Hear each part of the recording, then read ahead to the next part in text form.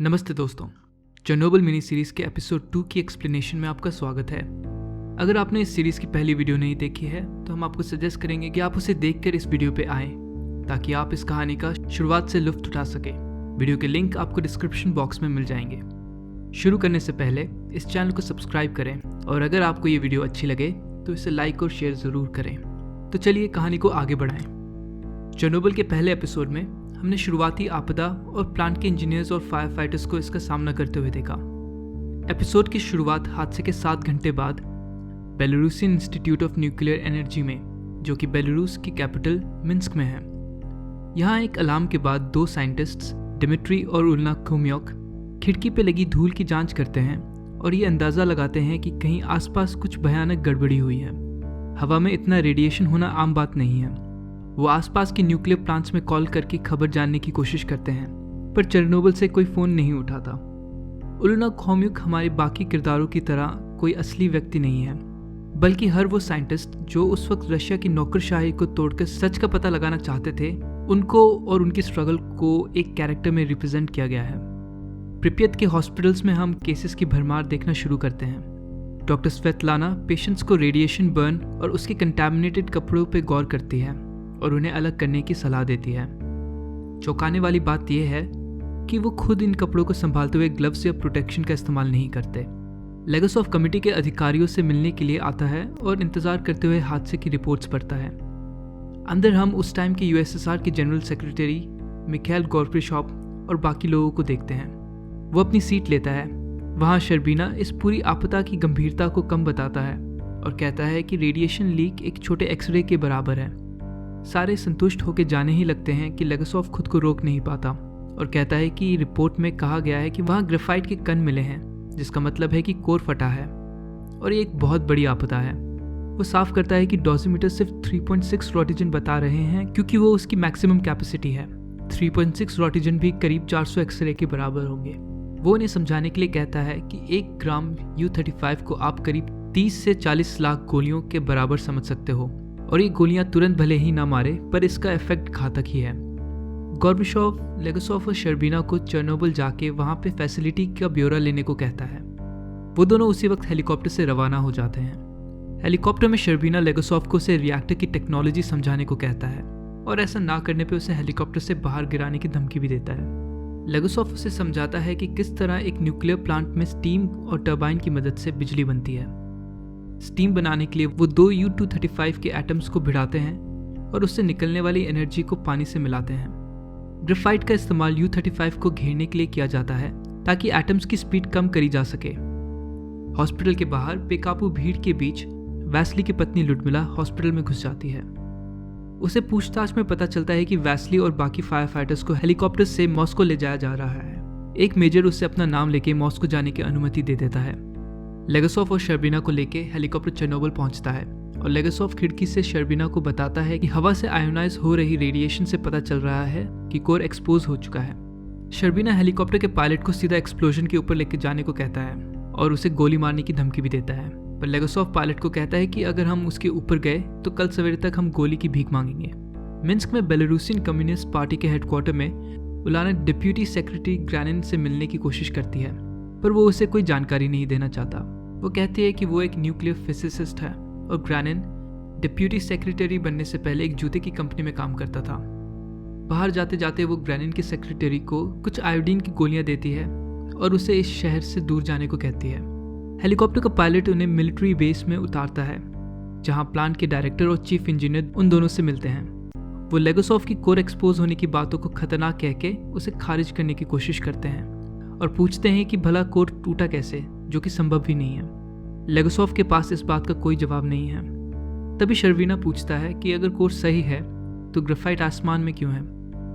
इसका जवाब डायरेक्टर और चीफ इंजीनियर के पास नहीं होता। साथ ही खड़े ऑफिसर जनरल पिकलोव उन्हें बताता है कि मिलिट्री के पास एक हाई रेंज का डोसीमीटर आ चुका है और वो अब रीडिंग ले सकते हैं। वो कहता है कि गाड़ी पर लेड की शील्ड डाल के वो किसी को भेजकर ये रीडिंग ले सकते हैं, पर लेगोसॉफ कहता है कि लेड से शायद ज़्यादा कोई फर्क ना पड़े।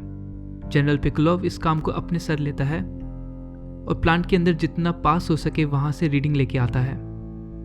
रीडिंग 15,000 रोटिजन आती है, जो कि 3.6 से बहुत ऊपर है। स्थिति की गंभीरता को समझने के लिए वो बताता है कि आग से निकलने वाली रेडिएशन हर घंटे हिरोशिमा में हुए एटॉमिक हमले में निकले रेडिएशन से दुगनी है। मतलब 20 घंटे की आग में करीब 40 हिरोशिमा जैसे बॉम्ब्स का रेडिएशन निकल चुकी है और निकलती जा रही है। वो ये साफ करता है कि ये कोई आम आग नहीं है जो कि पानी से बुझ जाए, और ऐसा हादसा इस दुनिया के इतिहास में कभी नहीं हुआ। डायरेक्टर बुकनॉफ और चीफ इंजीनियर फॉर्मन को हिरासत में ले लिया जाता है।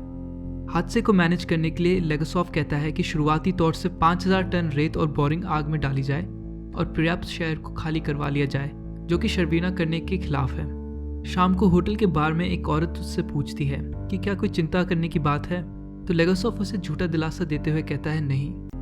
ये लेगसॉफ के कैरेक्टर के लिए एक बहुत ही इंपॉर्टेंट पॉइंट है और हम दर्शक समझ सकते हैं कि ऐसा उसने क्यों किया। अगली सुबह हम देखते हैं कि रेत को आग में डालने के लिए हेलीकॉप्टर्स का इस्तेमाल किया जाता है।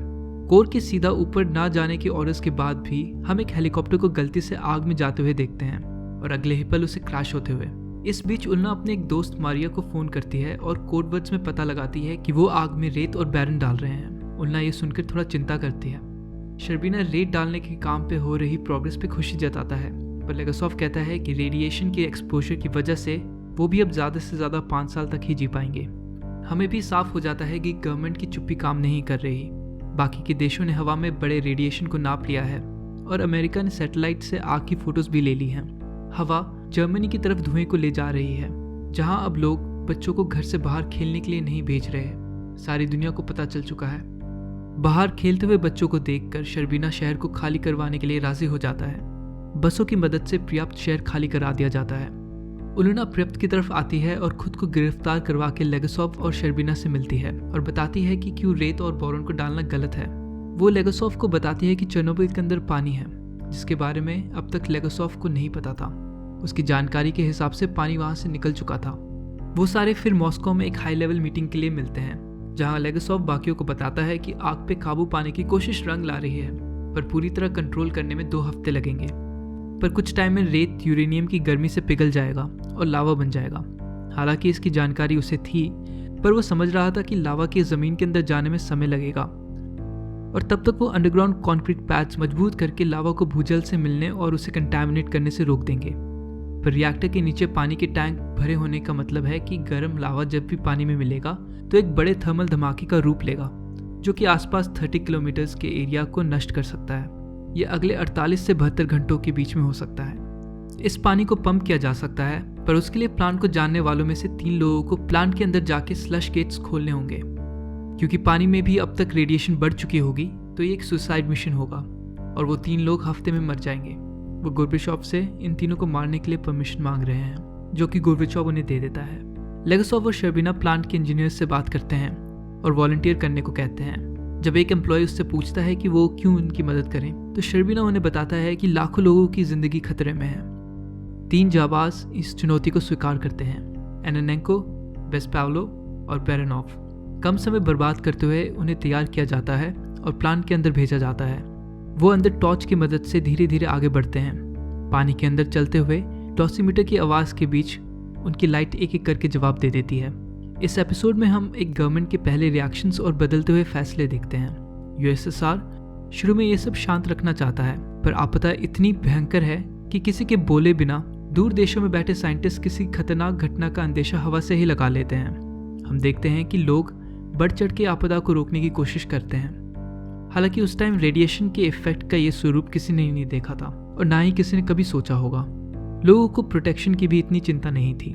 शर्बीना, जिसका इंट्रोडक्शन एक आम कठोर जिद्दी और जाहिल ऑफिसर की तरह हुआ था, धीरे धीरे सिचुएशन को देखकर सही फैसला लेता है।